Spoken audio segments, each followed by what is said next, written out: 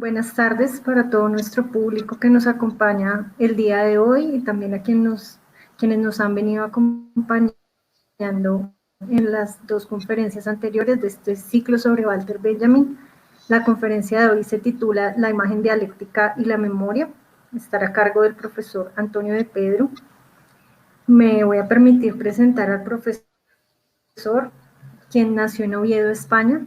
Es doctor en Filosofía y Letras, con especialidad en Historia del Arte por la Universidad Autónoma de Madrid. Su trayectoria intelectual ha recorrido los campos de las relaciones arte y ciencia, la filosofía y teoría de la historia y las manifestaciones de la cultura visual, particularmente en los ámbitos culturales españoles y latinoamericanos. Ha participado en más de 20 libros individuales y colectivos de edición internacional. Es autor de artículos especializados publicados en revistas de Alemania, España, Brasil, Colombia, Estados Unidos, México y Venezuela. Ha sido fundador y presidente de la Red de Estudios Visuales Latinoamericanos, REDLAT, fundador y coordinador editorial de la revista electrónica Artefacto Visual, profesor e investigador de diversas universidades públicas de España, México y Colombia. Actualmente se desempeña como profesor de tiempo completo en la Escuela de Ciencias Sociales, la maestría y el doctorado en Historia de la Universidad Pedagógica y Tecnológica de Colombia. Es editor jefe del subcomité de publicaciones de la Facultad de Ciencias de la Educación de la Universidad Pedagógica y Tecnológica de Colombia. Recordamos también que este ciclo de conferencias se organiza por parte de la maestría en Historia de la UPTC en alianza con el Centro Cultural del Banco de la República en Tunja. Damos entonces la palabra al profesor Antonio de Pedro. Esperamos sus preguntas a lo largo de la conferencia. Pueden escribirlas para formulárselas al final. Muchas gracias. Adelante. Bueno, buenas tardes a todas y todos. Bienvenidos a esta que será la tercera conferencia que vamos a desarrollar de este ciclo de conferencias sobre la obra del intelectual alemán berlinés Walter Benjamin. En esta ocasión, el tema de esta conferencia tratará sobre la imagen dialéctica y la memoria, y en este proceso de ir enlazando unos temas con otros, culminaríamos, digamos, con esta conferencia los aspectos más teóricos y fundamentales de la obra de Benjamin. Es obvio que van a quedar muchísimas ideas, muchísimas preguntas e interrogantes en relación con la obra de este autor. La cuarta conferencia, que será dentro de unos días, ya serán informados por canales habituales, ya se plantearía otros problemas de relaciones en cuanto a los que hemos estudiado la obra de Walter Benjamin y desde qué presupuestos, ideas y conceptualizaciones lo hemos hecho. Bueno, empezaré diciendo, aparte de lo que acabo de decir, que una imagen dialéctica es una imagen contradictoria. Una imagen que nace del choque de contradicciones entre el pasado y el presente, entre la teoría y la práctica. Como imagen dialéctica es también una imagen de las semejanzas que se establecen entre el pasado y el presente. Unas semejanzas pensadas para transformar a ambos, tanto al pasado como al presente, y para a la vez también salvar a ambos. Por lo tanto, una imagen dialéctica es, a su vez, una imagen salvífica. Benjamin las cataloga como imágenes fugaces, frágiles, solamente visibles en la luminosidad de un relámpago que aparece en el instante de peligro. La imagen dialéctica también forma parte de una constelación de imágenes. Una constelación de imágenes que son en torno a citas y objetos de estudio. Es entonces, por tanto, una forma de presentación, mejor dicho, de representación del pasado de una manera no habitual. Una representación mónada, impregnada de fragmentación.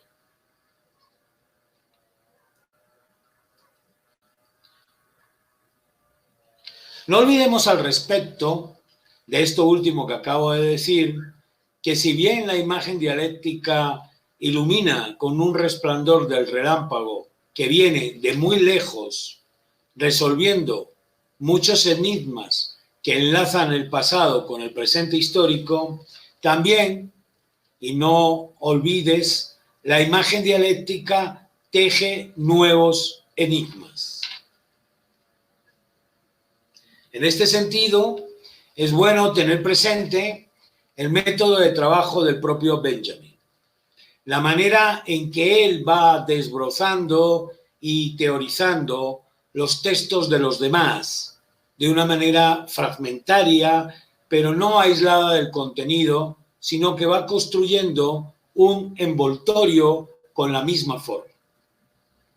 Viene a cuento entonces recordar aquí, en estos momentos, las opiniones de uno de sus estudiosos más agudos, como es Rolf Tiedemann, asistente de investigación del propio Adorno, íntimo amigo de Walter Benjamin, y un experto en la obra del escritor y pensador berlinés.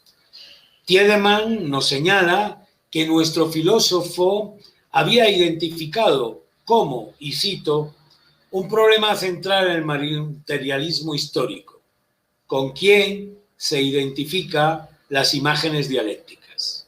El modo en que es posible, y recalco el término posible, unir una mayor captación plástica con la realización del método marxista. Después, según la opinión de Tiedemann, este es un objetivo central de la obra del pensador berlinés. Para ello, según Tiedemann, el primer paso está en los principios del montaje. Ya vimos en nuestra charla anterior cómo estos principios del montaje, tomados del teatro épico de Bertolt Brecht, van a impregnar de una manera sustancial la idea de las constelaciones y de las imágenes dialécticas. Así que, tomando estos principios del montaje teatral y al que hemos aludido, hay un montaje entonces dedicado a levantar una gran construcción dialéctica, una construcción dialéctica materialista, pero con elementos constructivos que son muy pequeños. Manera esta que le permite descubrir a Benjamin en el análisis de lo pequeño, incluso también de lo marginal, el momento singular del acontecer total. Para Tiedemann, las innumerables citas de Benjamin en el caso de su gran obra, el libro de los pasajes, constituyen parte de esas piezas, de esas pequeñas piezas, de esos materiales necesarios para el desarrollo de una idea de qué y para qué la historia tenga un fin. Será entonces interpolando en lo infinitamente pequeño que estas cosas pequeñas iluminan la construcción del todo, cobrando nueva vida. Si Benjamin recomendaba al historiador trapero, como vimos en la charla anterior, estar atento a los residuos que deja la historia historicista, el propio Benjamin, como alter ego de ese historiador trapero, también lo hace en su propio trabajo. El momento de peligro en la vida de Benjamin era el mismo momento del ascenso del nazismo al poder. El nazismo y el fascismo habían llegado para instalarse en el contexto europeo con una fuerza inusitada y posteriormente devastadora. Por eso, podemos imaginarnos al mismo Benjamin sintiéndose amenazado, acorralado por el momento histórico que le tocó vivir. Pero su amenaza no es solo como sujeto particular, ni siquiera como representante de un grupo como el judío perseguido por la Alemania nazi, sino su temor, su horror de sentirse amenazado es como sujeto histórico, como sujeto social. Por eso también los textos de Benjamin son textos históricos en la medida de que dan cuenta de ese instante de peligro. Y eso es muy bueno tenerlo presente cuando nos acercamos a las obras de Walter Benjamin. De una Europa que vive un momento dramático, un momento excepcional, de un mundo que va a eclosionar en una Segunda Guerra Mundial. Ya él, a Benjamin, al historiador Trapero, el pasado le reclama que actúe, que no se sienta imparcial, que no mire para otro lado, sino que actúe. Actúa ahora, Trapero, actúa ahora, Benjamin. Ahora es el pasado. Le gritan esas voces de los olvidados y de los vencidos. No dejes que los que siempre han ganado vuelvan a ganar, que sigan ganando.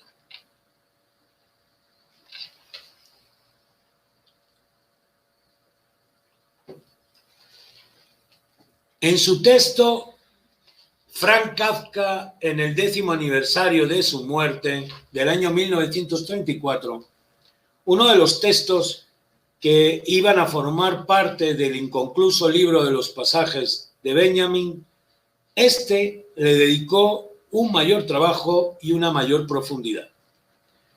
Y en él podemos encontrar un buen ejemplo de cómo surgen y cómo se representan iluminando las imágenes dialécticas. En el apartado identificado como el hombrecillo jorobado o el hombre jorobado, Benjamin nos propone una lectura de los textos kafkianos,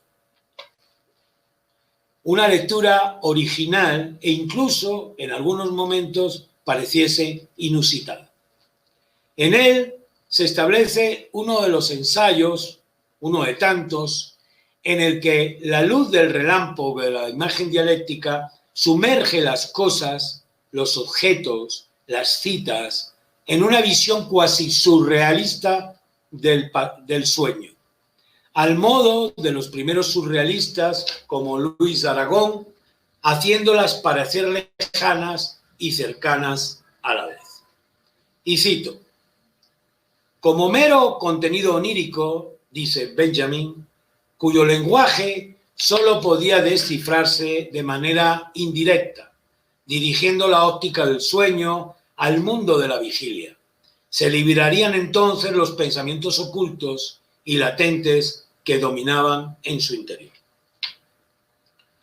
Como indicase el poeta y pensador Paul Valéry, en una de esas citas recogidas por Benjamin en sus constantes visitas a la Biblioteca Central de París, y cito: dice Valéry, dice lo que dice recogido por Benjamin. Sí, digo, veo esto aquí, veo esto ahí, afirma Valéry. No se establece por ello una equiparación entre yo mismo y la cosa. En el sueño, por el contrario, sí que se da una equiparación. Las cosas que yo veo, me ven. Yo las veo a ellas como ellas me ven a mí. Fin de la cita. De la misma manera, las imágenes dialécticas de Benjamin las vemos y nos ven. Son entonces pura percepción onírica. En algún lugar de ese texto del hombrecillo o del hombre jorobado, Benjamin recoge una frase del proceso de Kafka, de la obra del proceso de Kafka. Una frase final de la obra del proceso de Kafka, que dice: era como si la vergüenza tuviera que sobrevivirle. La vergüenza, nos dice Benjamin, no es ya solo esa íntima reacción del ser humano, sino también es una reacción socialmente exigente. La vergüenza no es solo vergüenza frente al otro, sino, y cito, que puede también ser vergüenza por el otro. Como decimos en castellano, sentimos vergüenza ajena. Una vergüenza que vamos a compartir con el otro avergonzado. Benjamin propone entonces la idea de que Kafka comparte su vergüenza, la obra de Kafka, su vergüenza con la vergüenza de su familia. Y esto de su familia debería ir entrecomillado. Una familia desconocida, dice Benjamin, pero que le impide revelarte de tus funciones o revelarse de sus funciones como escritor. La familia desconocida de Kafka está conformada por los personajes de sus novelas y relatos, integrada por personajes humanos y también animales. Una familia que, según nuestro filósofo, le apremia a mover edades con la escritura. Y cito: en cumplimiento del mandato de esta familia, hace rodar la bola de sucesos históricos como Sísifo la piedra.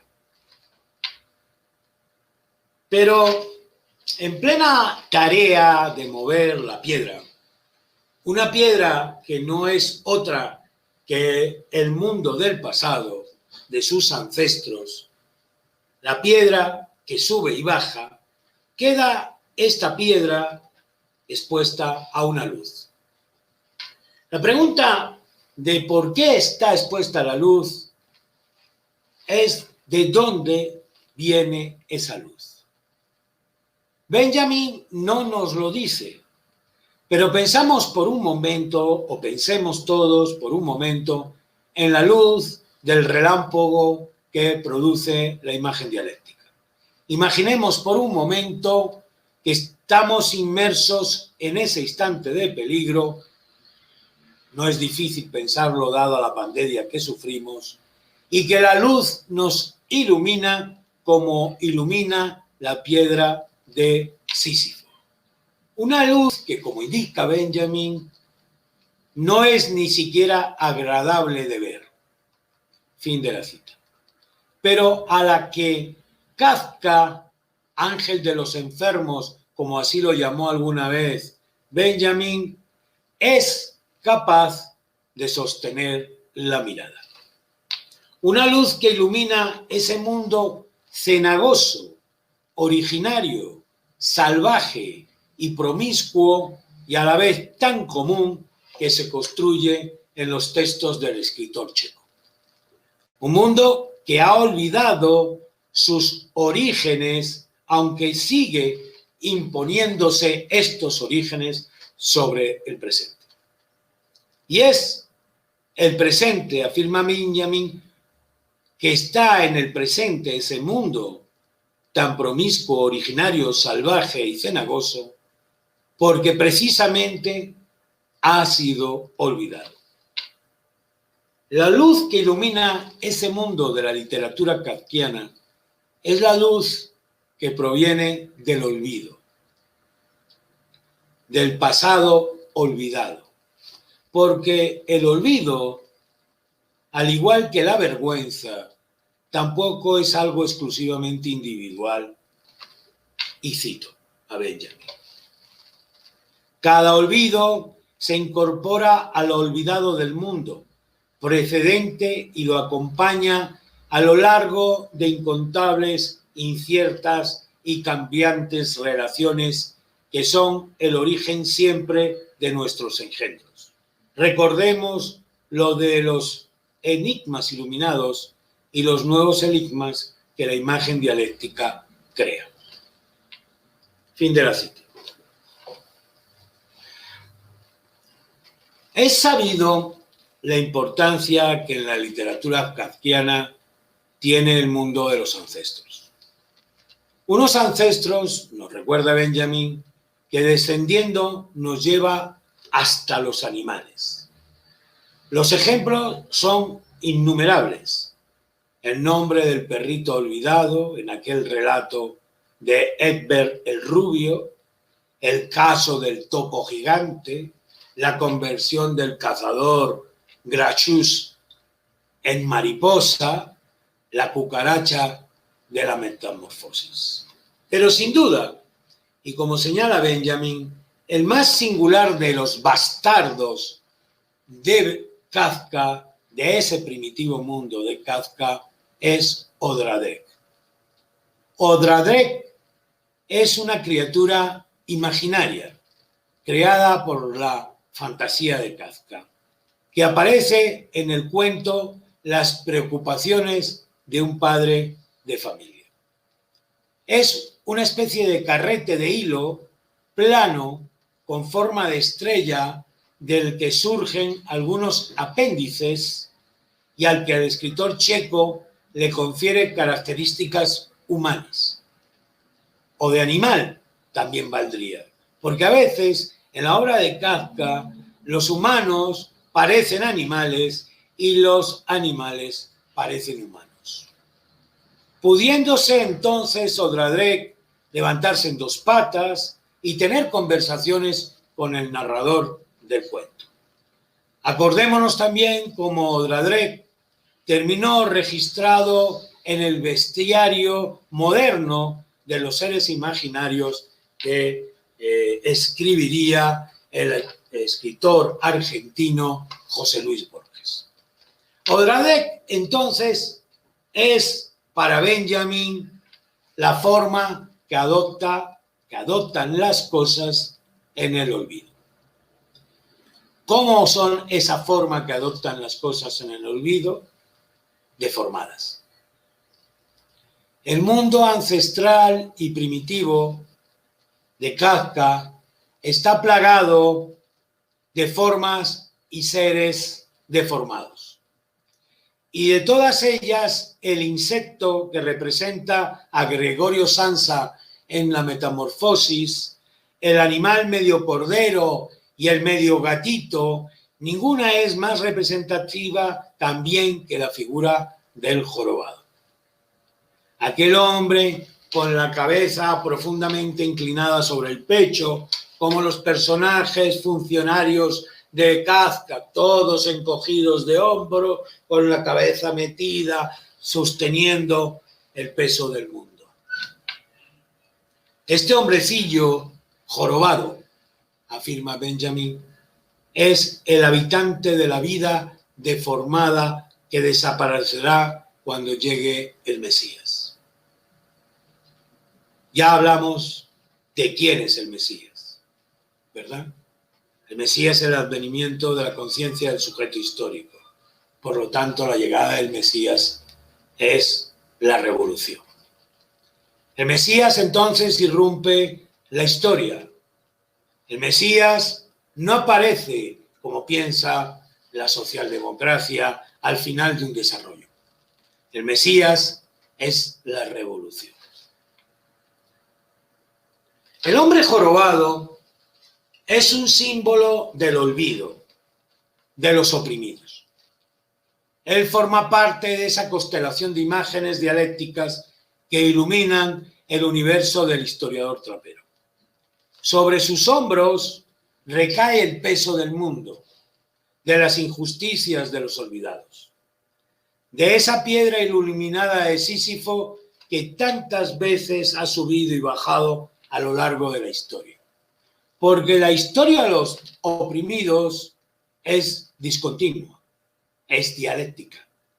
La historia como continuo, como progreso, ya lo hemos recalcado muchas veces, es simplemente la historia de los opresores.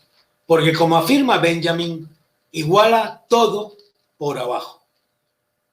Esa no es la tradición auténtica, dice Benjamin. La conciencia de las discontinuidades históricas es lo propio de las clases revolucionarias en el momento de la acción, en el momento del instante de peligro. El jorobadillo siempre está aquí, viene de muy lejos, de un mundo muy antiguo, como es el mundo de las tradiciones a las cuales Kafka hace continua referencia. Pero el jorobadillo siempre está aquí, como nos recuerda Benjamin rememorando aquella canción popular sobre este hombrecillo travieso, juguetón, que goza estropeando las cosas, impidiendo las labores cotidianas o molestando a los niños. Es el jorobadillo, ese trasgu que todo asturiano conocemos muy bien y que ha estado, como en el caso de Kafka, incrustado en nuestra anciana memoria popular. Dice la canción del jorobadillo alemana: ya está aquí el jorobadillo para hablarme al oído. Querido niñito, te lo suplico, reza también por el jorobadillo. No te olvides de mí, susurra el jorobado al oído del joven de cada generación que toma el relevo del anterior, como una imagen dialéctica que es recuerdo involuntario de la humanidad redimida. No te olvides de mí, que soy la sal de la tierra, la representación de los vencidos y de su sufrimiento. El historiador trapero de Benjamin, que hace uso de las constelaciones de las imágenes dialécticas, posee entonces la mirada de un vidente.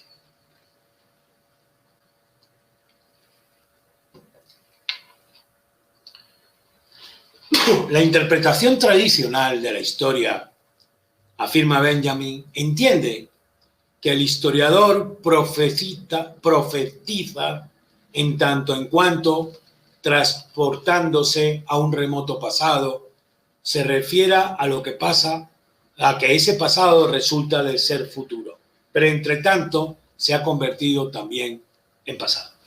Fin de la cita. Pero las cosas no resultan así como piensa el historicismo, como piensa el historiador tradicional. Esa realidad empática que casi siempre resulta empatía con el vencedor y redunda en provecho, afirma Benjamin, de los que están mandando, debe ser superada por el materialismo histórico. La labor del historiador trapero, su mirada de vidente, dice Benjamin, se enciende en las cumbres de acontecimientos de pasadas generaciones que se han ido desvaneciendo con el paso del tiempo. Debe pasar, entonces, críticamente a evaluar, a criticar y analizar en lo que se llama el inventario del botín que los vencedores exhiben ante los vencidos. Un inventario de botín, un botín que el historicismo ha llamado y convertido en cultura. La mirada del vidente del historiador del materialismo histórico, por tanto, debe ver esa cultura con espanto. Y es, en ese sentido, según Benjamin, que lo oscuro, y cito, resulta más transparente que a los contemporáneos de antaño que marchaban al ritmo de su tiempo. Es así cuando se cumple con la idea de cepillar la historia a contrapelo. El historiador del materialismo histórico parte de desgranar la sucesión de los acontecimientos como un rosario, dice Benjamin. En su tesis A sobre el concepto de historia, el pensador berlinés nos recuerda: capta la constelación en la cual ha entrado su época con una época anterior, perfectamente determinada. Funda así un concepto del presente como tiempo actual en el que han penetrado astillas del tiempo mesiánico. Fin de la cita. Astillas de un tiempo mesiánico. Es precisamente lo que Kafka logra crear con su literatura. La profundidad del escritor checo, afirma Benjamin, toca un fondo que ni el acontecimiento intuitivo metafísico ni la teología esencial puede ofrecer. Un enano jorobado es la teología que está al servicio del marxismo. Un hombrecillo jorobado es esa figura persistente, indiscreta y juguetona que no nos deja dormir, que no nos deja tener paz. Y cito otro verso de la cancioncilla. Si entro en mi cuartito para hacerme la camita, ya está un jorobadillo partiéndose de risa. Dice la canción popular alemana.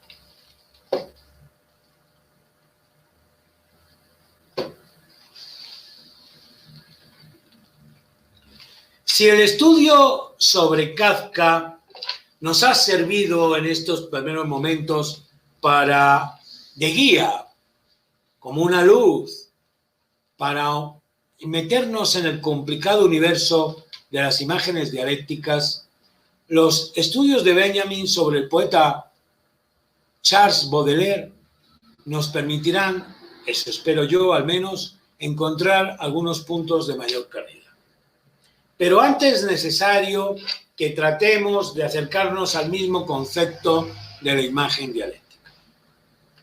Asunto el del concepto de la imagen dialéctica y de dar una explicación tan abstracta que a la cual se han ido tejiendo por parte de distintos autores especialistas en la obra de Benjamin, casi constelaciones al respecto. No obstante, yo me he quedado, en este caso, con las explicaciones ofrecidas por George G. D. Huberman en su libro Ante el tiempo, Historia del arte y anacronismo de las imágenes. D. Huberman señala que las imágenes dialécticas benjaminianas no están emparentadas con la idea de la imagen como imitación de las cosas, sino, y cito, con el intervalo hecho visible, con la línea de fractura entre las cosas, lo que significa que la imagen puede ser al mismo tiempo materia y psíquica, externa e interna, espacial y de lenguaje, morfológica e informe, plástica y discontinua. Lo que Benjamin sugiere, dice Didi Huberman, más precisamente en un texto, es que el motivo psíquico del concepto despertar requiere el motivo espacial de un umbral y que este umbral está pensado como una dialéctica de la imagen que libera toda una constelación como un fuego de artificios de paradigmas. Es decir, fin de la cita anterior, es decir, estamos ante una explosión y al hacerlo, esa explosión muestra, aunque sea por muy poco tiempo, la verdad. Ahora bien, lo que era en Kafka profecía, en Baudelaire se va a convertir para Benjamin en alegoría. El ingenio melancólico del poeta francés, nos dice el pensador berlinés, es alegórico. Todos sabemos que Baudelaire es el poeta de esa modernidad que irrumpe en el París de finales del siglo XIX y que transforma de manos del arquitecto Haussmann su aspecto urbanístico, rompiendo con las experiencias vitales de sus habitantes. ese desconcierto que va a producir y es producto del nuevo orden de lo moderno, queda apresada en la memoria alienada del personaje fundamental de Baudelaire, que es el flaneur. El paseante sin rumbo es el flaneur. Un tipo de individuo ocioso, un observador atento y a la vez indiferente. Un solitario que puede sentir el deseo de perderse entre la multitud o el impulso de buscar el falso pintoresquismo de los pasajes para aislarse del fragor de la gran ciudad. Sobre un personaje sobre el que la modernidad lanza como guiños sus fantasmagorías. Baudelaire es el flaneur de ese París moderno. Pero, como nos recuerda Benjamin, lo moderno no deja siempre de citar a la prehistoria. En ese sentido, el profético K, personaje indiscutible de Franz Kafka, se une al flaneur baudeleriano. Se une en su representación de lo perdido.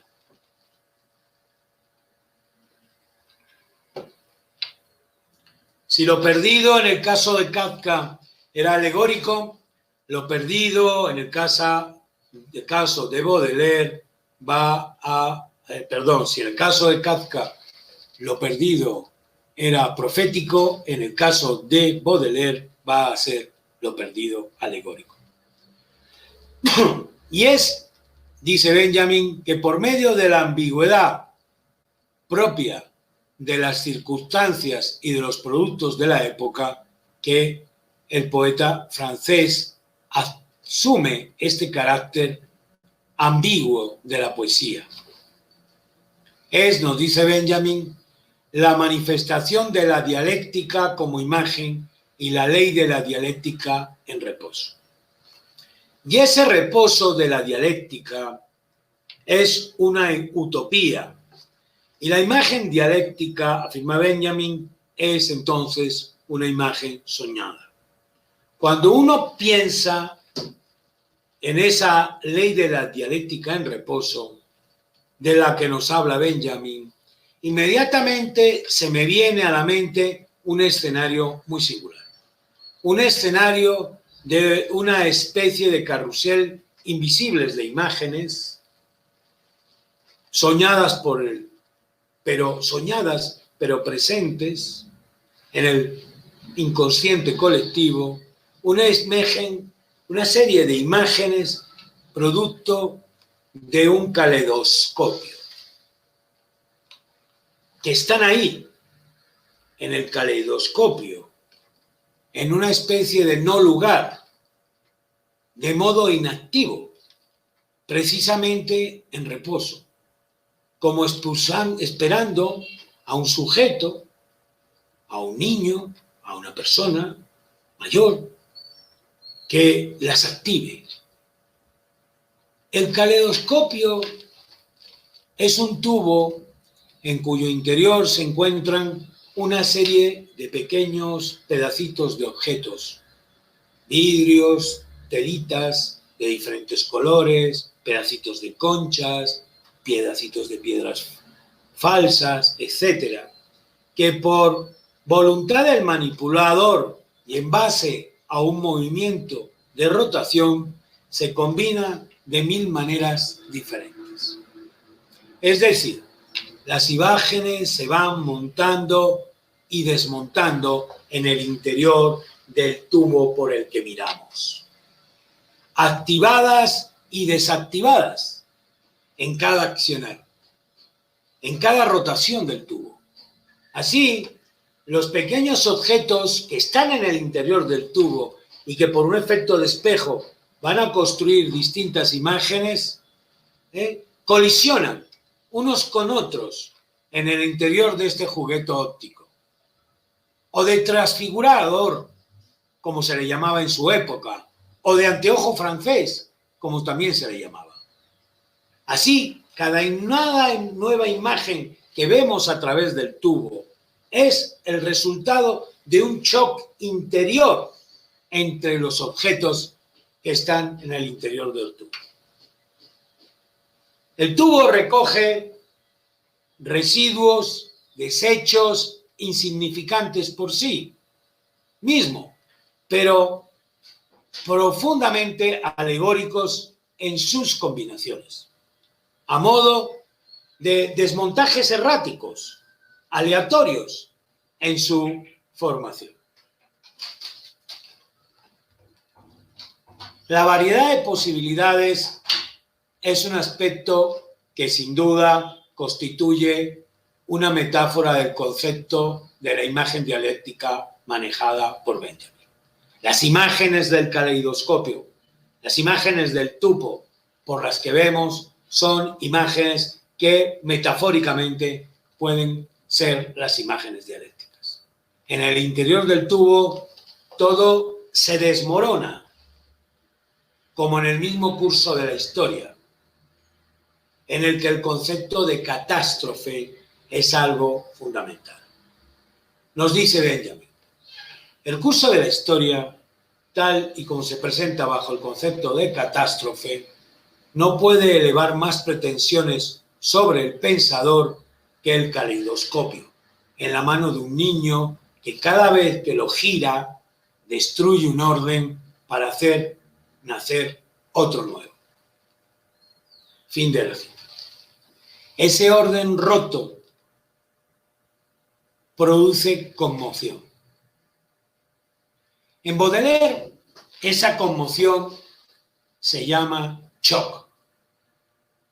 Y el shock, está impregnado de una fuerte energía.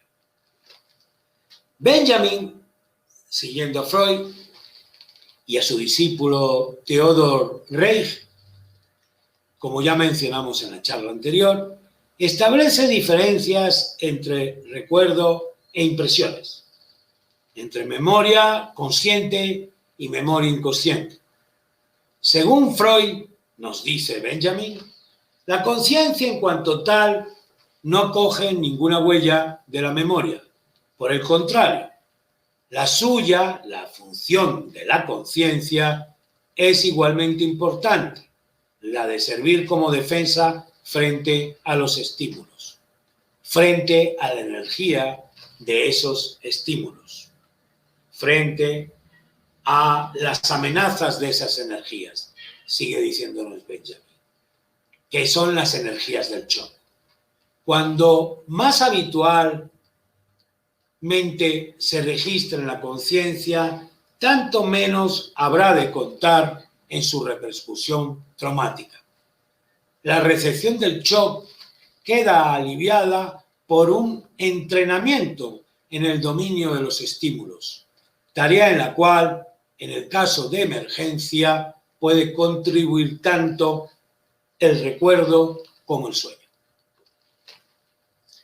Así, el shock, sigue diciéndonos Benjamin, queda apresado y atajado de tal modo por la conciencia que ésta le dará al incidente que lo provoca el carácter de vivencia en el sentido estricto. Y esa vivencia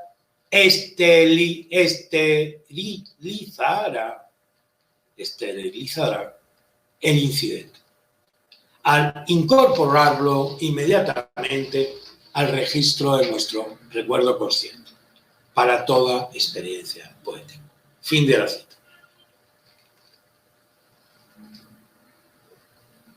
Todo esto puede resultar algo farragoso para quien no esté un poco familiarizado con el psicoanálisis. Pongamos entonces un ejemplo muy actual para que tratemos de entenderlo mejor.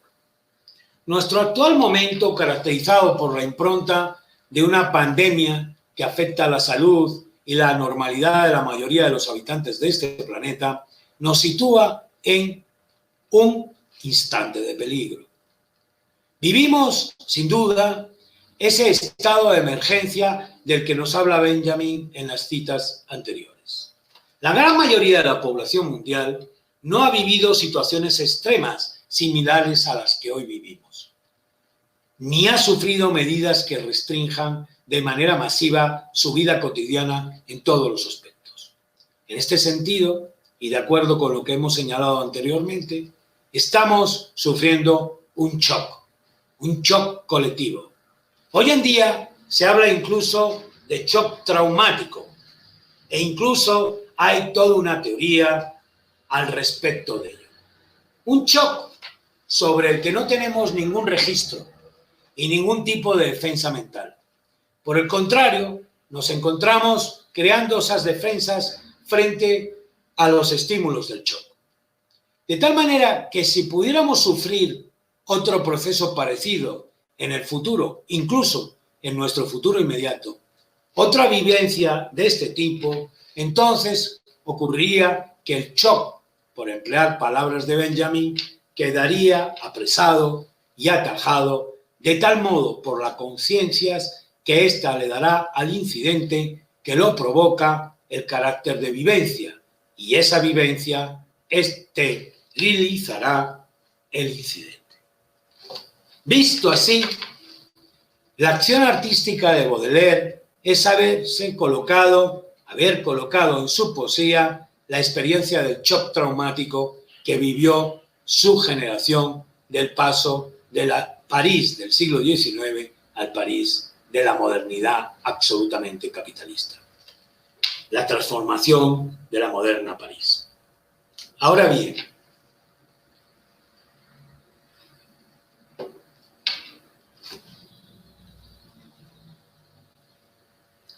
este interrogante, ¿qué tiene que ver todo este asunto en relación definitivamente con las imágenes dialécticas? Esta pregunta requiere, al menos a mi modo de ver, dos respuestas. Una corta y otra un poquito más larga. La primera, la corta, señala que las experiencias del shock quedan concentradas en un nuevo orden de las cosas. El caleidoscopio ha girado nuevamente y en su interior se ha producido un nuevo shock que ha alterado la representación anterior. Los pequeños objetos dentro del tubo se han movido y se han reordenado, producto de una nueva vivencia. La respuesta larga, por el contrario, nos lleva un poco más allá. Mejor dicho, nos lleva por otro camino que está emparentado con la idea de rememoración o reminiscencia utilizada por Benjamin. Para eso, Benjamin, siguiendo a Marcel Proust, que era un buen lector del poeta Baudelaire, señala que el tiempo, lo señala Proust, está en Baudelaire como desmembrado. Y desmembrado de una manera extraña, dice Proust. Y dice Proust, son escasos los días que se abren y son importantes. Así es como se entiende que sean en Baudelaire, frecuentes giros como una tarde. Fin de la cita. Benjamin señala que esos días son en Baudelaire días del tiempo de la consumación. Son días de reminiscencias, que no están señalados por ninguna vivencia, que están fuera de las vivencias, que son días que no se unen a los restantes, como dice Benjamin, sino que más bien destacan del tiempo, están fuera del tiempo cronológico. Lo que constituye su contenido ha sido fijado por Baudelaire, dice Benjamin, mediante el concepto de correspondencia. Fin de la cita. La correspondencia, sigue diciéndonos Benjamin, fija un concepto de experiencia que incluye elementos cultuales. Es decir, son experiencias que tienen carácter de culto. y le sirven al poeta para medir su propia experiencia como testigo del descalabro moderno, el descalabro convertido en pérdida. De tal manera que la correspondencia, nos dice Benjamin, son las fechas de las reminiscencias. No son fechas históricas, sino son fechas de la prehistoria. Fin de la cita.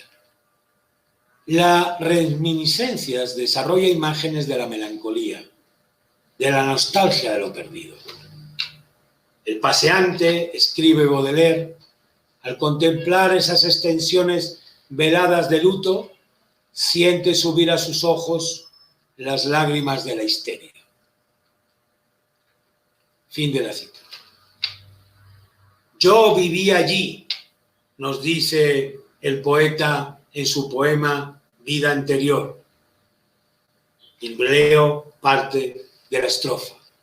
Las olas, reflejando de los cielos los rojos celajes de la tarde, con unción religiosa, mezclaban los acordes de una música ansiosa, al color que el ocaso reflejaba en mis ojos. Yo viví allí. Algo se ha escapado entonces. Algo ya no está.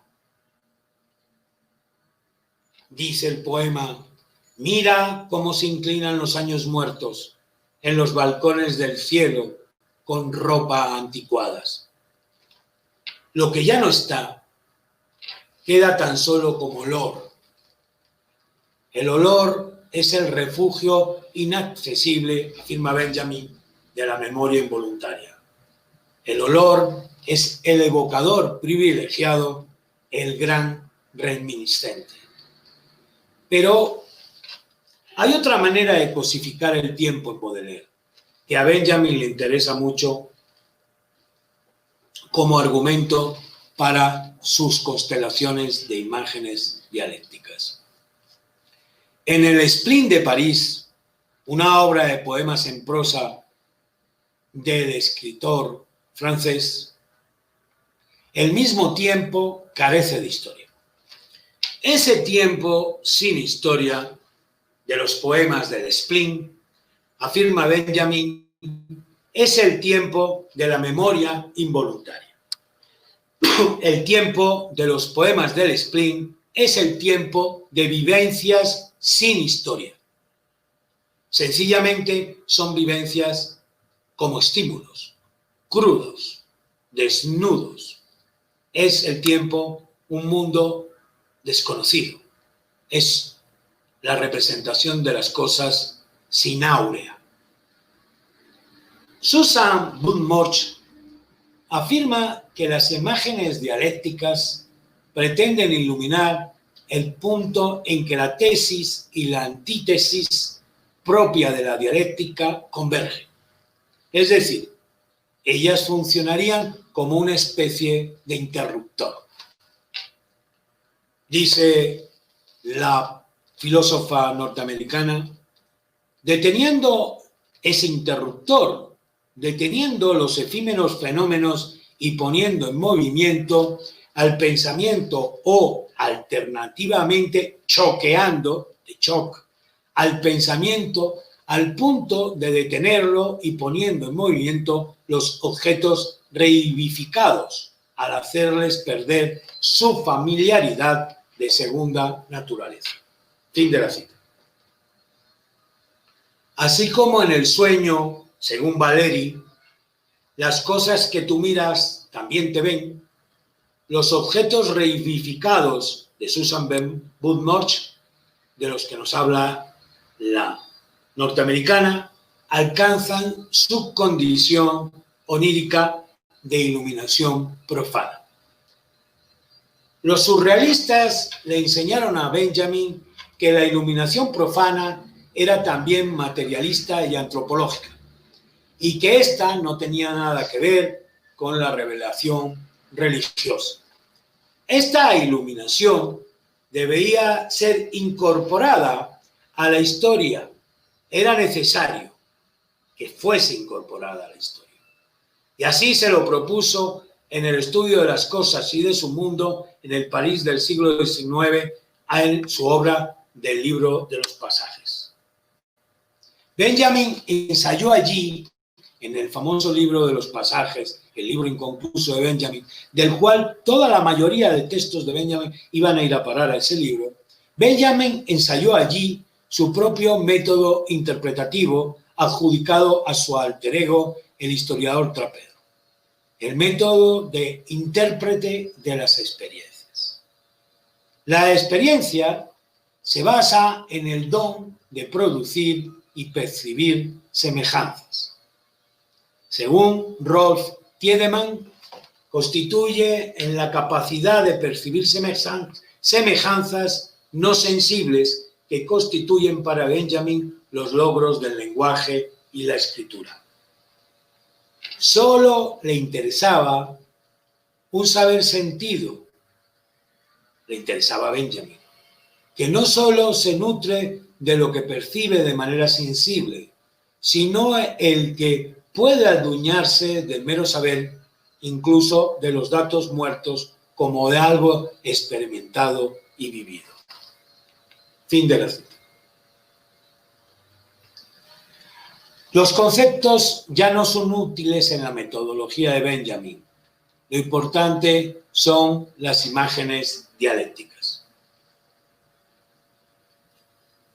Imágenes más de una vez enigmáticas y anamorfosis, como las imágenes de los sueños, como las imágenes que construyen con sus metáforas los surrealistas.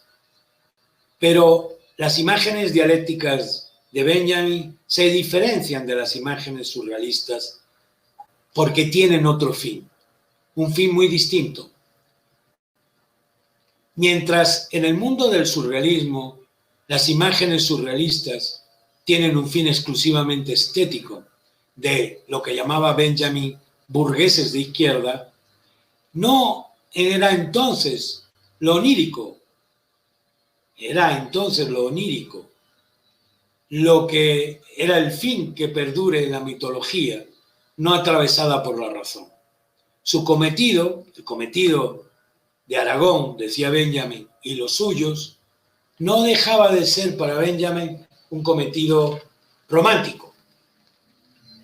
En vez de traer los surrealistas el pasado al presente, ellos vuelven a alejar las cosas. Y en ese alejamiento de las cosas del presente, se mantienen afines, decía Benjamin, a las perspectivas románticas con las que nos han educado en la historia. Por el contrario, Benjamin, en vez de alejar las cosas, quería que ellas se acercasen aún más. Quería que ellas se introdujesen en nuestras vidas. Como bien señala Tiedemann, el siglo XIX era el sueño para Benjamin del que había que despertar. Porque ese sueño era más bien una pesadilla que pesaba sobre el presente en tanto no se quiebre su hechizo. Vamos terminando. Los personajes de Kafka y Baudelaire se convierten en la familia del mismo Benjamin. Él los adopta, los incorpora a su propio mundo, insertándolos en lo que el mismo Benjamin llamó panorama de imágenes dialécticas. Él es, a la vez, el trapero que va recogiendo desechos, pero también es el coleccionista, la prostituta, el flaneur, el conspirador, el jugador. Además, también es la moda, la fotografía, el cine, la arquitectura de los pasajes de París, los nuevos edificios de acero y vidrio de Haussmann. Todos ellos, como objetos fragmentarios, son introducidos en el interior del tubo del caleidoscopio. El mismo tubo que al girar va desarrollando constelaciones que iluminan el mundo del pasado cuando el presente está en ese instante de peligro. El método benjaminiano es hacer que las imágenes dialécticas rompan el hechizo romántico de la historia. Así, por una parte, superando ese pasado en su preservación, rescatándolo para el presente. Atravesar, como diría él, lo que ha sido con la intensidad de un sueño, para terminar experimentando el presente como el mundo de la vigilia de ese sueño, al que se refiere el sueño. Un presente, una época en que la humanidad se verá, como dice Benjamin, frotándose los ojos y reconocerá entonces esa imagen onírica como tal. Al fin de cuentas, el historiador se convierte entonces en un intérprete de los sueños del pasado, de sus utopías, de sus tragedias. De tal manera, dice Benjamin, el historiador ya no debería ubicarse dentro de la historia, sino dejar que lo pasado ingrese a su vida, un patos de la cercanía. Tendría que disolver la huidiza empatía. Los ojos y acontecimientos pasados no serían entonces lo fijo e inmodificable dado al historiador. La dialéctica los revuelve, como en el tubo del calidoscopio, los revoluciona, hace que de lo superior lo inferior, esto es, lo que debería llevar a cabo el despertar del sueño del siglo XIX. Sobra decir que el sueño del siglo XIX fue el sueño del capitalismo, un constructor de sueños oníricos emparentados con los mitos. El mito había mantenido hechizado a la humanidad en su prehistoria. Ahora el capitalismo era ese nuevo mito, una nueva religión, como alguna vez dijo Benjamin, cargada de sueños oníricos. El mito persiste, aunque cargado e identificado en los valores culturales de la sociedad burguesa. Por eso, lo que la modernidad presenta como lo nuevo, lo moderno, siempre cita la prehistoria. Lo nuevo, afirma Benjamin en el texto de Baudelaire o Las calles de París, es una cualidad independiente del valor de uso de las mercancías. Es el origen de ese halo intransferible de las imágenes que produce el inconsciente colectivo. Es la quinta esencia de la falsa conciencia, cuyo agente incansable es la moda. El producto de esta reflexión es la fantasmagoría de la historia de la cultura, en la que la burguesía paladea su falsa conciencia. Fin de la cita. Por eso es necesario establecer el despertar, a apreciar estos elementos oníricos del sueño del capitalismo. Por eso este despertar a apreciar estos elementos oníricos es un ejercicio elemental del pensamiento dialéctico. Y por eso también el pensamiento dialéctico es el órgano del despertar histórico. Es así como cada época sueña la siguiente, una de las frases famosas de Benjamin.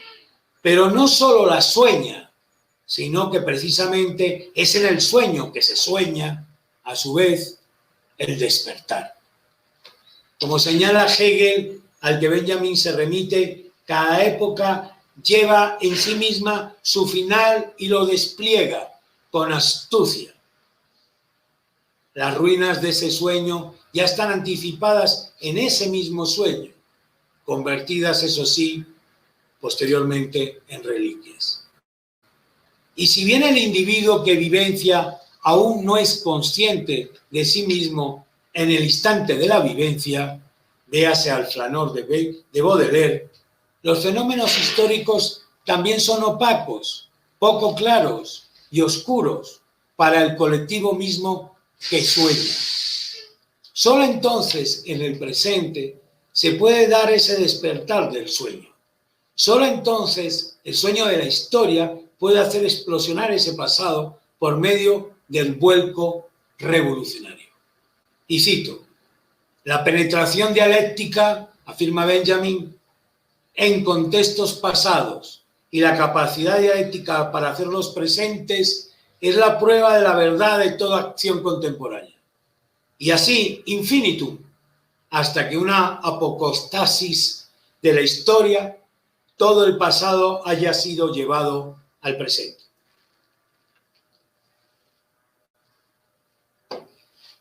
Al estallar del tiempo en las imágenes dialécticas coincide con el nacimiento del verdadero tiempo histórico. Es entonces este despertar del sueño el tiempo de la verdad. Las imágenes dialécticas pertenecen al tiempo mesiánico, en el sentido que ya vimos en nuestra primera charla. El mesianismo es introducido, como señala Tiedemann, como una suerte de investigación histórica.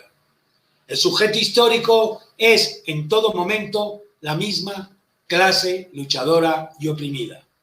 El historiador trapero, ese llamado por Benjamin un profeta vuelto hacia atrás, debía convertirse en ese historiador dialéctico, en el heraldo de esta clase, de las clases oprimidas. A él, como miembro de su generación en el presente, se le ha concedido, acordémonos de estas palabras de una de las tesis sobre la historia de Walter Benjamin, una débil fuerza mesiánica, fuerza que reclama el pasado. Y él cumple con este cometido cuando captura esa imagen irrecuperable del pasado que amenaza desaparecer con todo el presente que no se reconozca aludido en ella. Muchas gracias. ¿Es posible redimir a los vencidos que están enunciados en las ruinas, piezas de la barbarie? ¿Cómo sería el método de esa redención? Esta pregunta ha sido un poco como reiterativa muchas veces. No sé si tiene que ver con la redención en el planteamiento de Benjamin. Es el sujeto histórico, es el que lleva a cabo la redención. Y toda redención se hace porque en el tiempo mesiánico de la interpretación de Benjamin no es un tiempo del progreso mesiánico. No hay que esperar al final a partir del Mesías.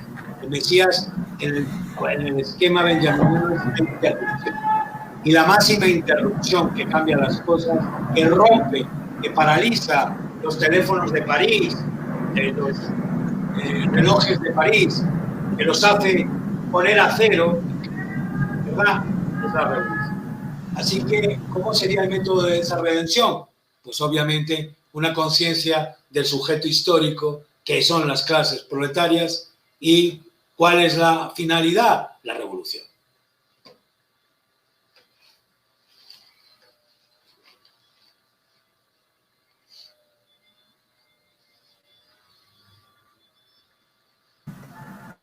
De Gisela Molina, ¿cuál considera que es la relación entre imagen dialéctica y alegoría planteada en el Trocerpiel? Algunos catalogan la imagen con crítica a la mercancía y la alegoría con la melancolía, pero metodológicamente pueden ser equiparables.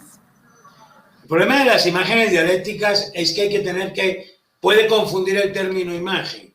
Y imágenes se refiere a una serie, digámoslo así, es muy difícil explicar algo que los que manejamos el término imagen sabemos de qué va. La imagen no es solo un cuadro, no es una escultura. No, una imagen puede ser una imagen literaria, una imagen conceptual, es tesis, citas y objetos. El problema de las mercancías, en el caso de Benjamin, él lo analiza en el momento en que analiza el París de Baudelaire. Él habla, por ejemplo, de cómo la burguesía, en su sueño, en ese sueño del siglo XIX, ¿verdad?, ha convertido todo el sueño, todo plenamente ya en mercancía. Evidentemente. Claro, el flaneo baudelariano es un tío que queda atónito, queda choqueado, como es la expresión por ahí. Está choqueado ante lo que ve derrumbarse un mundo en el cual él pertenecía y que se está desapareciendo. Y que lo único que queda de ese mundo son pequeños vestigios que ya no están en lo otro. Así, que son vestigios residuos de esa situación. Benjamin entiende que todos esos residuos hay que darles una connotación más allá del shock del trapero, más allá del flaneur, más allá del shock de Baudelaire. Baudelaire presenta la angustia del shock y Benjamin dice, bueno, hay que ir a algo que no va a hacer Baudelaire, obviamente. Baudelaire se mueve en los estímulos y las energías que produce el shock. Pero lo que hay que hacer para el historiador trapero, para historiador del materialismo histórico es coger esas energías convertidas en imágenes, en constelaciones, imágenes dialécticas, traer ese pasado al presente, ver cómo fue ese sueño del capitalismo y el derrumbe del sueño. Porque una vez que las ha convertido uno como sujeto en vivencias, sale uno de la ensoñación. Porque el problema que veía Benjamin es que la gente del siglo XX seguía ensoñada en la utopía capitalista del sueño capitalista, ¿verdad? Todavía seguimos en ese sueño. Esa es un poco la situación que está planteando Benjamin. Es decir, el despertar es un despertar de conciencia, pero para entender el despertar y para despertarse es necesario saber de ese pasado en sus objetos, en sus desarrollos, en las manualidades, en las no manualidades, en los individuos, hasta en las cosas más nimias, ¿verdad? En las cosas pequeñas se encuentran las totalidades que están expresadas de un paradigma histórico, ¿verdad?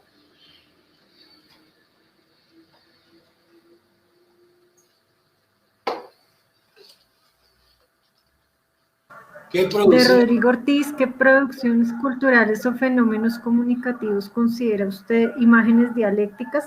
¿Podría dar algunos ejemplos de obras o autores que trabajen bajo este método de reconstrucción histórica? Gracias. ¿Cómo trabajan los historiadores? Pues sí, pues hay muchos historiadores comprometidos, digámoslo así, porque en este mundo hay que empezar a hablar un poco claro de los historiadores comprometidos y los no comprometidos, ¿verdad? Que sí trabajan con la construcción de ver aquello que ha sido denegado de la historia oficial, aquello que ha sido apartado del discurso de las historias oficiales, de las historias identitarias, aquello que ha sido desmarcado, ¿verdad? Por inútil, porque, bueno, son las causas, los precios que hay que pagar por encontrar la civilización. Pues ahí, en esos precios que hay que pagar por encontrar la civilización, es donde encontrarán muchos historiadores, ¿verdad? Pequeñas cosas, elementos, esas mónadas, a modo de imágenes dialécticas, que van desgranándose, que el historiador, con su manera de hacer, más sabia o menos sabia, puede ir desgranando. Ya hemos hablado de la idea que un historiador del materialismo histórico no construye los contextos de los objetos como si fuera un escenario en donde mete sujetos, ¿verdad? No es un escenario, no es un escenario. Lo que es, para un historiador del materialismo histórico, los contextos están en los propios objetos. Los objetos generan sus propios contextos. Esta idea es muy benjaminiana, porque es que el objeto, ¿verdad?, va a generarlo, como acuérdense la figura de Pablillo Valladolid. Esa idea de que el objeto genere sus propios contextos es algo que está ligado a la propia filosofía del materialismo manejado por Benjamin, ¿verdad? De tal manera que en la fricción de esas ideas, esas imágenes dialécticas, cuando friccionan, porque son dialécticas, porque tienen tesis y antítesis, porque son fragmentarias, porque no están redondas, porque son fogonazos, es ahí donde un historiador cualquiera puede encontrar la esencia de hacer una historia que reclame una historia que no sea el discurso oficial. Nos pregunta Edwin Bernal, ¿qué papel juega la estética en la memoria vergonzante? Pues no veo la relación que puede haber entre estética y memoria vergonzante. La estética es una disciplina. Tendríamos que precisar mucho más, Bernal, esta pregunta, porque la estética es una disciplina, no es una categoría, es una disciplina que en sí misma está compuesta de categorías. Y vergonzante, no entiendo por qué has relacionado una cosa con otra. Lo siento, no te puedo responder a esta pregunta. Listo. Otra, Richard Michel dice, relaciono la imagen dialéctica con la fotografía en la medida que al ver una foto nos remitimos al pasado. ¿Es esta premisa acertada o no? Me gustaría saber de dónde extrajo la cita que dice, Cada olvido sobre los enigmas. ¿Qué obra es esa? Esas son obras que tienen que ver con, por ejemplo, Baudelaire, Kafka. Yo he manejado para esta bibliografía los estudios sobre Kafka, los estudios sobre Baudelaire, los de Tiedemann, los Gumors, etc. Un amplio repertorio, pero esa cita es real y es una cita textual de Benjamin, ¿verdad? Con respecto a la primera parte, si las fotografías, Benjamin tiene un estudio sobre la fotografía, una pequeña historia de la fotografía y fue uno de sus, digámoslo así, caballitos de batalla. También fue para Baudelaire. Baudelaire se quedó muy frustrado ante la fotografía, obviamente. Y en el arte, en la era de la reproducción técnica, vuelve a aparecer la fotografía, el problema del áurea y de lo que no es áurico, como un elemento de pérdida del áurea en la fotografía. Era un concepto, el del áurea, que puede llevarnos aquí otros 6 meses, ¿verdad? El asunto es que si las fotografías forman parte de las imágenes dialécticas, sí, las fotografías pueden formar parte de las imágenes dialécticas, pero no se les olvide que para que actúen como imágenes dialécticas hay algo que yo dije y que quizás lo dije de pasada y no se entendió muy bien, pero ya lo había recalcado en la exposición anterior, en la charla anterior. El montaje. El problema de las fotografías es el montaje. No de la fotografía en sí en el montaje, no. ¿Qué hacemos con las fotografías? ¿Qué hacemos con las citas que aludimos a las fotografías?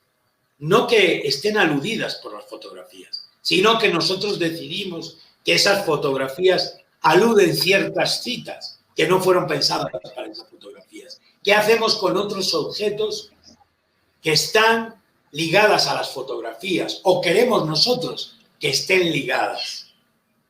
¿Verdad? Porque ese es el problema es el montaje y el remontaje. Y para eso está el texto de Benjamin sobre el teatro épico de Brecht. Es decir, esa es la gran aportación de Brecht a la teoría benjaminiana, la teoría del propio montaje, ¿verdad? El montaje es la base fundamental. Por eso a Benjamin le interesaba tanto el cine, porque el cine es puro montaje. Las películas se hacen en el montaje. El cine, al fin de cuentas, son fotografías estáticas, que por la velocidad de la máquina se conforman en fotografías en movimientos. Un fotograma es una fotografía, pero en movimiento son muchas escenas. O sea, hay una fantasía del movimiento, pero quien da el sentido al argumento, a la película, a la realidad de la película, no es el plató donde se ha filmado, no es el tiempo de la filmación, es el tiempo que aparece en el montaje. El montaje es la idea fundamental en la construcción de la historia en base a las imágenes dialécticas. Listo, María Fernanda nos dice, dentro del pensamiento de Benjamin, ¿cómo se relaciona la representación de la imagen dialéctica bajo la estructura de un tiempo fracturado, si es que está fracturado? El tiempo está fracturado porque es dialéctico. La propia concepción de tiempo dialéctico es tiempo fracturado, porque un tiempo dialéctico es un tiempo con tesis, antítesis, tesis, antitesis y conclusión. No es un tiempo homogéneo, es un tiempo que va y viene, es un tiempo fragmentado, es un tiempo que diríamos hoy transversal, pero pluridimensional. Es un tiempo distinto al tiempo de la cronología evolutiva, de la idea de progreso, que ya hablamos antes, de la idea apocalíptica del progreso, ¿verdad? Es un tiempo distinto al que maneja y al cual criticaba profundamente Benjamin en muchas de sus tesis del tiempo que maneja el historiador, incluso socialdemócrata. Es un tiempo distinto, es un tiempo de la fragmentación, porque el pensamiento de los vencidos es un tiempo que está ahí, ha quedado como un pozo, que está ahí, viene y vuelve y viene, va y viene, como una constelación que se le aparece al historiador trapero en un momento de peligro, pero en esa imagen se condensan todas las aspiraciones que han sido por la historia frustradas, ¿verdad? Y que en ese instante de peligro tienen que darse solución. porque si no se dan solución, vuelves a acumular otra vez ese carrusel que aparece. Y es una imagen muy débil, dice Benjamin. Puede desaparecer inmediatamente si no le prestas mucha atención, si no te das cuenta de lo que ocurre. Miren, yo me sirve mucho este tiempo de la pandemia. Estamos en el tiempo del peligro, instante de peligro. Y la sociedad va a salir de esto como entró, sin cambios. Va a haber cambios peores. Porque quien tiene el sujeto histórico, que tiene que darse cuenta de que está en el instante de peligro y utilizar esto para hacer los cambios necesarios, no lo está haciendo. No lo está haciendo. No lo está haciendo ni el historiador trapero, no tenemos historiadores traperos. Tenemos filósofos traperos, sí, algunos. Badiou, Gillet y otros más, Rancière. Pero no tenemos historiadores traperos. Nadie está hablando sobre la pandemia de 1918. Está hablando como una reliquia de la pandemia de 1918. Y no está agarrando ese tiempo de la pandemia de 1918 y lo está interceptando en la pandemia del 2020. Eso es lo que haría un historiador del materialismo histórico. Hacer eso. No, un historiador, historicista, como los que hay, lo que están haciendo es remitirse a la pandemia de 1918 como un dato histórico. No con las secuencias ni las consecuencias que tuvo para la población. Realmente eso. Y cómo eso que fue una crisis que había sido resultado de otra crisis aún mayor, la guerra mundial. Quizás a lo mejor de aquí salimos también para una guerra mundial y lo hacemos las cosas al revés, ¿verdad? Y que fue el final del siglo XX, fue el final del siglo XIX. Esa guerra mundial del 14 fue realmente el final del siglo XIX. Ahí empezó el siglo XX, ¿verdad? Y entonces ahí Benjamin es consciente de eso. Pues esa crisis de la pandemia del 18, de la gripe española, mal llamada gripe española, pues no sirve nada más que como arqueología y como reliquia, pero no sirve como vivencia para el historiador actual. Porque no es un historiador del materialismo histórico de Benjamin. Un historiador del materialismo histórico de Benjamin estaría usando eso para procurar la llegada del Mesías. No creo que hay más preguntas. Todavía tengo más.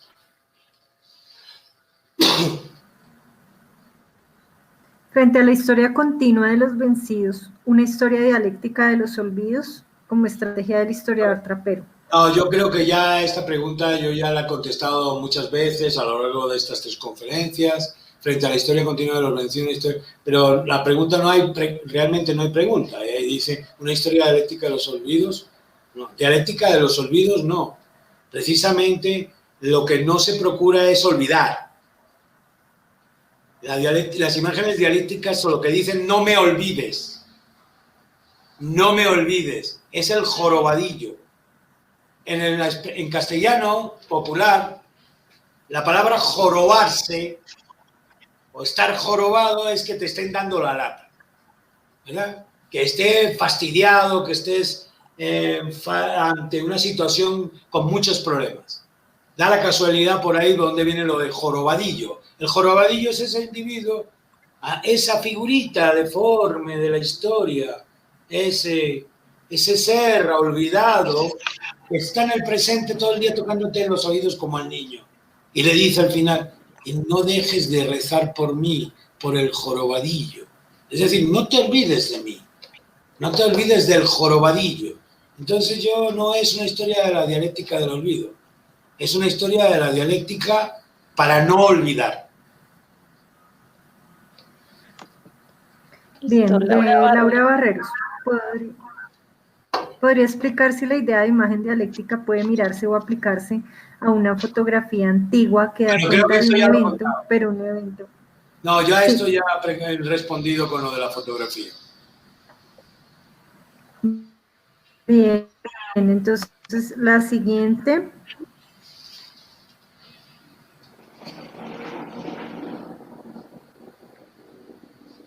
¿Qué nos garantiza que el sujeto histórico, al redimir la historia, termine entronizando una nueva forma de opresión? Es que el sujeto histórico es el sujeto histórico, no es algo inventado, está ahí. El capitalismo tiene en sí mismo una contradicción llamada proletario. Y producto de lo que es el capitalismo no es que el proletario es un ser que vino a un planeta y cayó y el capitalismo, no. Es que el sistema capitalista, ¿verdad? Si se leen un poco el Capital, verán que crea su propio antagonista. Su dialéctica es su antagonista. Y ese antagonista no es otro que el proletario, el explotado.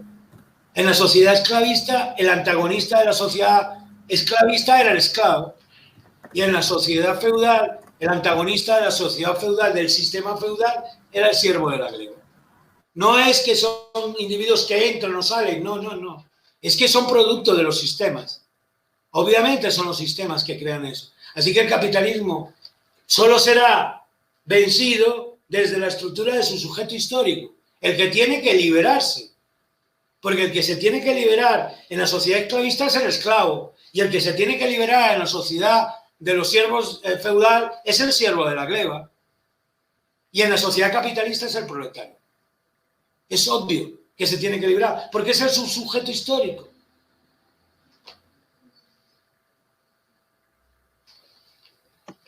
Adriana nos pregunta, ¿cree que las nuevas tecnologías han abierto la puerta a más imágenes dialécticas, por ejemplo, en las redes sociales? No creo que confundamos una cosa con otra, no. La imagen dialéctica, lo vuelvo a decir, las redes sociales divulgan imágenes, no veo yo que las redes sociales sean un instrumento fundamental para la dialéctica. Bueno, ¿alguna más? Bueno, nuevamente darle las gracias a todas y todos.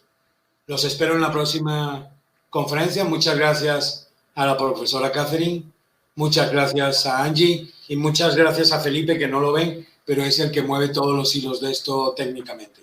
Muchas gracias a todos. Hasta la próxima.